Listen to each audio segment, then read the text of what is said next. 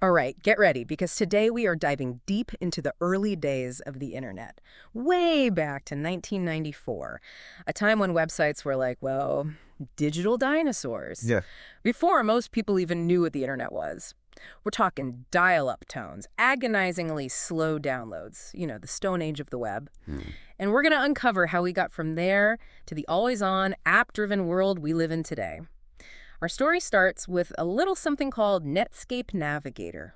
Netscape Navigator. Ah, a blast from the past. You're right to call those the early days. I mean, the World Wide Web itself was only about 3 years old. It really was the Wild West out there. And if you were lucky enough to even be online back then, you were probably using a browser called Mosaic. Mosaic vaguely rings a bell.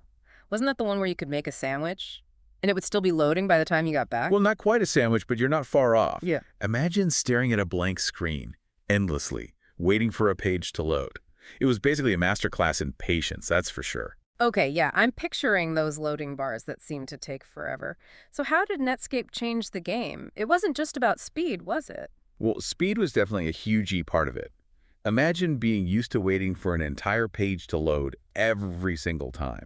And then, boom, Netscape shows up with this revolutionary thing called progressive display. Progressive display sounds fancy. It was a game changer, really. Basically, you could start reading the text on a web page instantly. Yeah. While images would slowly appear as they loaded in the background. Oh, I get it. So you didn't have to just stare at a blank screen anymore. Exactly. It seems totally basic now. Yeah. But back then, it was a radical shift in how people experienced the web. Netscape made the internet feel, well, less like a chore. Right, like actually usable? Exactly. So they cracked the code on speed, but you said it wasn't just about that. What else did they bring to the table? Where do I even begin? Let's see, they introduced JavaScript. JavaScript? Yeah. And get this, they created it in just 10 days. 10 days. Can you imagine? Talk about a coding sprint. But JavaScript, that was a game changer too. It's what made websites dynamic. Dynamic, you mean like interactive? Exactly. Before JavaScript, websites were basically just online brochures. Just static information, huh? Yep, pretty much. Yeah. But with JavaScript, suddenly things could happen on a web page. Like what kind of things? Think clicking a button and actually getting a response, seeing animations. Oh, wow. So before JavaScript, no clicking buttons. Not really, no. Ah. It was a huge leap forward. And guess what? JavaScript is still the backbone of front-end web development today. Wow. 10 days to change the web forever. Pretty impressive, right? That's incredible. But Netscape's success wasn't just about the tech, right? They also had some pretty savvy business strategies. You're right, they did. They were very clever about how they positioned themselves. In a move that foreshadowed, like countless software models we see today, Netscape made Navigator free for personal use. Free, so how did they make money? That's the million-dollar question, right? Well, they understood that to get people excited about this whole World Wide Web thing, they needed to remove the barriers to entry. So free it was for most users. That's a pretty bold move. It was.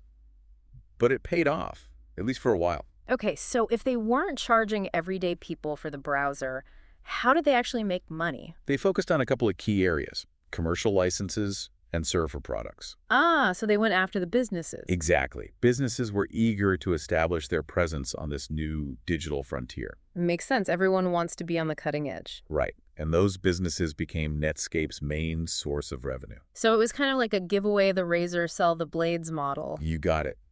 They gave away the basic product, the browser, for free, and then charged a premium for the things businesses needed, like more advanced features, support services, and of course, those server products. It's amazing how influential that model has become. I know, right? It's everywhere now. But Netscape, they were definitely ahead of the curve on that one. It was a brilliant strategy, no doubt about that. And for a while, it worked like a charm. Netscape was growing like crazy. They were the kings of the web. But you know what they say about success? It breeds competition. You got it. And in Netscape's case, the competition was fierce, especially from a little company called Microsoft. Ah, yes, Microsoft. How could we forget about them? They were kind of a big deal, even back then. That's an understatement. Mm. They basically ruled the computer world with their operating system, Windows. And they saw Netscape's success as a threat. So what did they do? Did they try to out-innovate Netscape, build a better browser? They tried, but they also had another, let's say, more aggressive tactic up their sleeve. Okay, I'm intrigued. Tell me more. Well, Microsoft realized they had this ace in the hole, their Windows operating system. It was on almost every computer. Yeah. And they decided to leverage that power.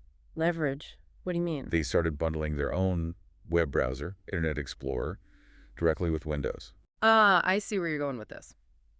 So instead of giving people a choice, Microsoft made Internet Explorer the default option. Exactly. And since most people back then didn't even realize they could choose a different browser or didn't want to bother with the hassle, Microsoft cornered the market practically overnight. Wow, talk about a power move. No wonder people were calling it the browser wars. That doesn't seem fair to Netscape at all. It wasn't.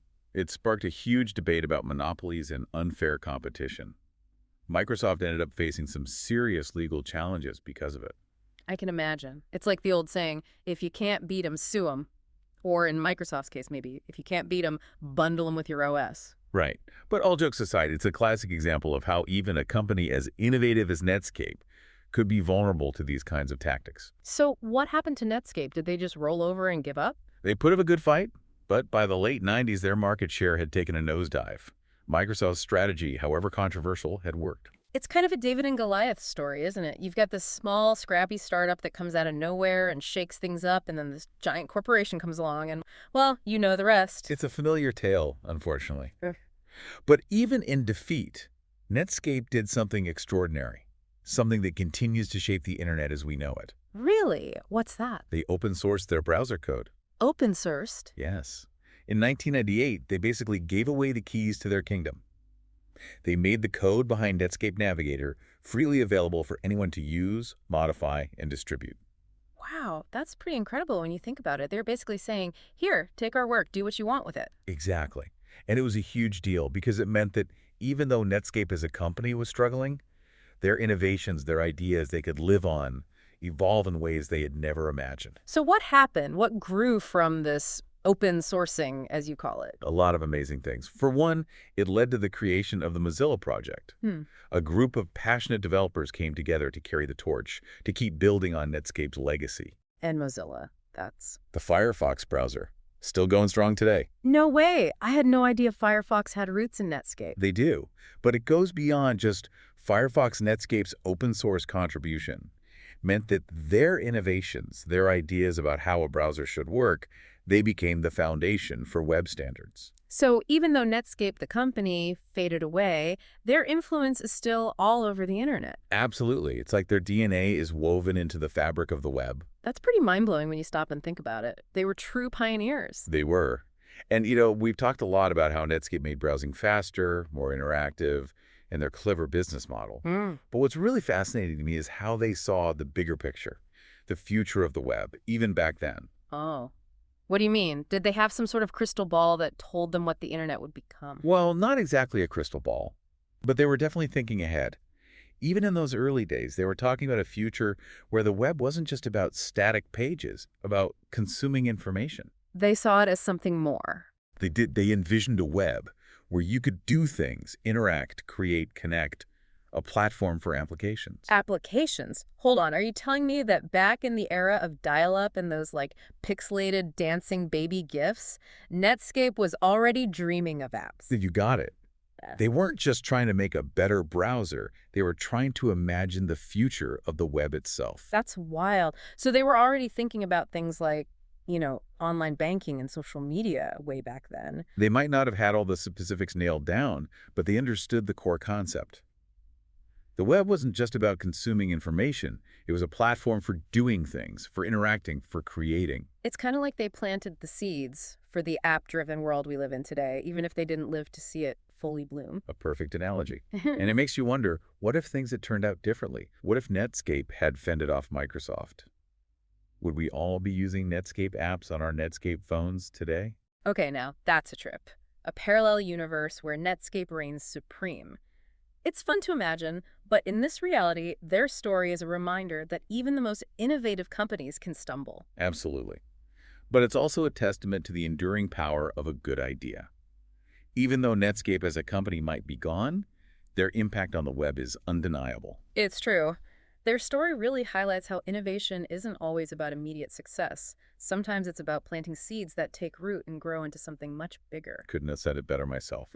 And I think that's a powerful takeaway for anyone listening, whether you're a tech enthusiast, an entrepreneur, or just someone curious about the digital world we live in. Netscape's story reminds us that even in the face of setbacks, a commitment to pushing boundaries can have a ripple effect that changes everything. It really makes you think about what's happening right now. What innovations today might seem niche or experimental, but have the potential to be the next JavaScript, the next progressive display, the next game changer? That's the million-dollar question, isn't it? It's impossible to predict the future with certainty, but one thing's for sure. It's going to be exciting to watch it unfold. You got that right. Well, I think it's safe to say we've successfully navigated this deep dive into the fascinating world of Netscape Navigator. We've explored the highs and lows, the innovations, and the lasting impact of this pioneering company. It's been a wild ride through the early days of the web, a time of dial-up modems and those oh-so-patient web surfers. A time when the possibilities of the internet were just beginning to be explored. And as we've discovered, those early explorations helped shape the digital world we know and love today. Thanks for joining us, and until next time, keep exploring. You never know what you might discover.